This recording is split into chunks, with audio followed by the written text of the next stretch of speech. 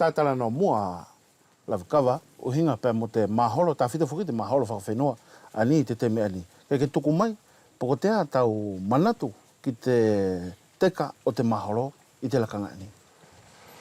Mahalo ia Ipolito, ko te awhiawhi nei, ke longa kātoa pē koe, i te aloanga te kautama ani ne tau whatu te o hiva, ko te hiva fōu kātea. Pēki au lai, ke i mahaloanga pē ia. He tātā pē la te ukalele, pausi o te au, e ke whē nei mai pē koe. Tona hinga, ke whia ue pē koe i te ulangi whaka āwhea. Ko whakala e ke toka ngai mai koe au whewhei au. Kau toka ngai tau, e ke whewhei a mai koe. Pai ko te awhoke a ia? Au, iyo. Iyo. Koe ni lawe kua tātā au si te temi whalawei o whiriwhaiwa pēr mo te potu ariki o ila kerekere o whei ai ki te kauwhai kawa katoa. E hanga mua o tuku mai, pe ko te a te hiva whakaosi ani, ka whakaosi ki ai lewa te awhiawhi whalawei o tātou. Mahalo ia Ipolito. Ko te hiva whakaosi atu lewa. Ko si tama tūpulanga ani, ko o uen la taimata au tu i fua manu whekai. Ka hana nena whau ko hina hiva tau ine ki te tau ani o te luawhi hango furu mawaru. Whakamatala atu ai. Te alonga te ukonga i te tōhara, ka tau ritu atu ki ai. Ka tau alonga whau te tau whau. Hoi Ipolito. E ka mole katoa. E au whakalele atu. Hoki whakakatoa atu pēna i te potu ila kerekere. Ko ia kainga, i te lakanga lewa ani au whakawhei atu e kotou ke kotou tutu ki olunga o me i te hiva whakaosi lewa o te whoi maholo ani a Hilafisi.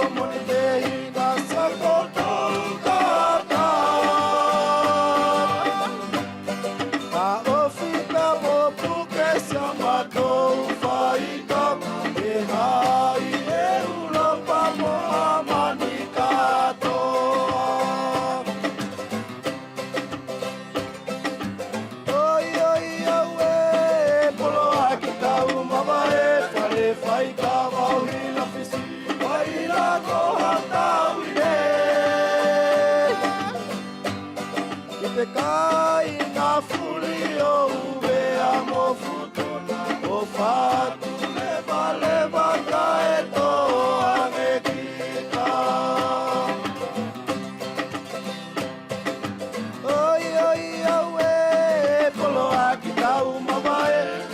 Whaika